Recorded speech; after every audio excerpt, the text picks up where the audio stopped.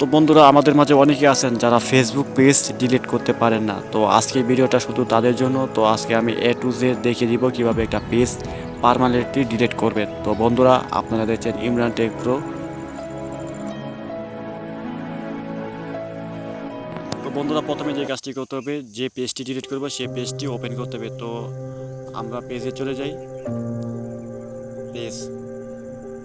পেজে যাওয়ার পর আমার দুইটা পেজ আছে, ইমরান টেক প্রো, এটা আমার ইউটিউব চ্যানেলের নাম অনুসারে তৈরি, আর একটা নেগেটিভ এটেরি। আমি এটা এমনি তৈরি করেছি শুধু দেখানোর জন্য কীভাবে ডিলিট করবেন। তো আমরা এটাতে আসার পর তো দেখতেই পাচ্ছেন এটাতে কিন্তু মোটামুটি অনেক লাইক করেছিল, কিন্তু এটার কোনো দরকার নাই আমার। তো আমরা একদম কর্নারে সেটিং অপশন চলে যাই। সেটিং অপশনে যাওয়ার পর জেনারেল সেটিংয়ে যাই, একদম ফার্স্ট অপশনটাই। তো এখানে আসার পর ডিলেট ডিলেট নেগেটিভ এলটিডি অর্থাৎ আমাদের পেজ। তো আমরা ডিলেট ক্লিক করি।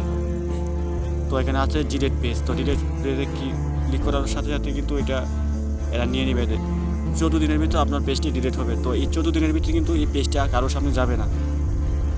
তো 14 দিন পরে এটা অটোমেটিকলি ডিলিট হয়ে যাবে, আর চাইলে আপনি ক্যান্সেলও করতে পারবেন এই 14 দিনের আগে। তো বন্ধুরা, আজকের ভিডিও এই পর্যন্তই। তো পরবর্তী ভিডিও দেখার জন্য আমন্ত্রণ রইল। বিদায়।